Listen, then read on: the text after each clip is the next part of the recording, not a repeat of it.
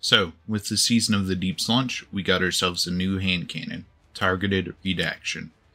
It is a Void 120 RPM hand cannon with a very unique perk on it. That makes it the best hand cannon in the game right now. And no, this is not clickbait. You quite literally have a hand cannon that can outgun heavy machine guns at near pulse rifle ranges. And there is one simple catch. You have to play as Behemoth Titan. This in itself isn't too big of a deal. Behemoth Titan may not be the best of classes, and its playstyle is a big shake-up from other classes. But I find that along with this hand cannon, it probably becomes the #1 meta pick that no one is using right now. And if you're still not sold on running Behemoth Titan, party up with someone and have them run Behemoth Titan. You just need one in an entire team for this to become the meta hand cannon. The perk I mentioned before is Collective Action, and it gives you a 20% damage buff when collecting an elemental pickup. Now, this by itself does not allow you to 2-tap with this gun. However, Bungie have recently introduced an armor mod called Elemental Charge, which gives an escalating chance of becoming charged with light upon collecting an elemental pickup. However, this mod is lying to you. There is no escalating chance, it is always 4 elemental pickups for 1 charged with light stack. Now, that's a half-second time to kill and very easy to get. You will kill every player in a primary duel and can sometimes outgun machine guns if they miss a shot.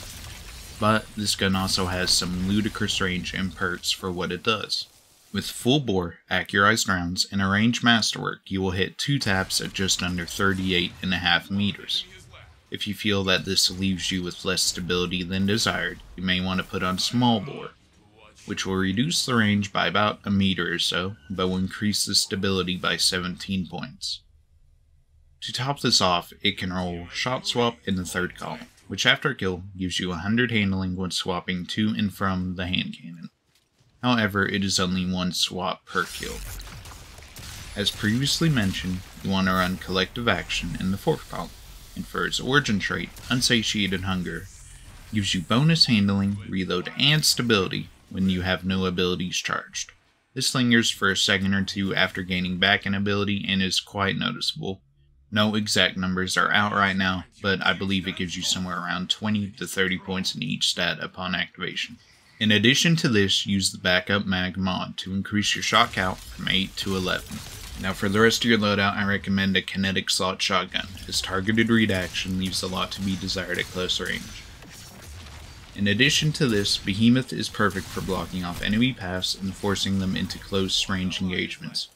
I personally use Reeswalker for its high handling and range, however, Conditional Finality and Imperial Decree are both good shotguns that you may consider using. For your exotic armor, you will want to use Hoarfrost Z, as it will guarantee you the stasis shards needed for 2 taps. Regarding your subclass abilities, Barricade does not matter. It will be overridden by Hoarfrost Z's exotic perk. Catapult Lift for extra movement speed, and Glacier Grenades for stasis crystal creation. For aspects, use Tectonic Harvest for stasis shard creation, as well as Howl the Storm for even more stasis crystals. Use Whisper Torment and shards for grenade regeneration. Whisper Rhyme for free overshield and Whisper Rending, as it allows you to break stasis crystals in 1 shot from your hand cannon. Now, for mods, run Elemental Charge and 2 Void Surges on your boots, for guaranteed 2 tap kills. Make sure to run at least 1 time dilation on your mark to extend your damage buff time, however, I recommend 2.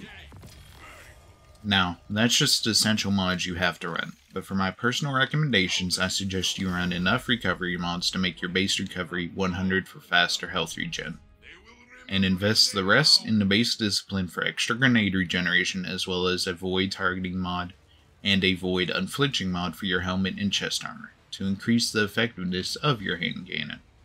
As for other mods, you will nearly always be charged with light, so I suggest running Font of Wisdom, Vigor or Focus, and Endurance. Font mods always give you 30, 50, then 60 extra stats depending on if you slot 1, 2, or 3 respectively. Therefore, I cannot recommend more than 2 of the same font for any given armor piece. To fill in the gaps, I highly suggest running any additional void weapon mods to further increase the effectiveness of Targeted Redaction, or a Font of Vigor if you used Font of Focus on your arms, or vice versa. When in-game, your playstyle will consist of simply creating and destroying crystals to regain your buffs and ability regeneration.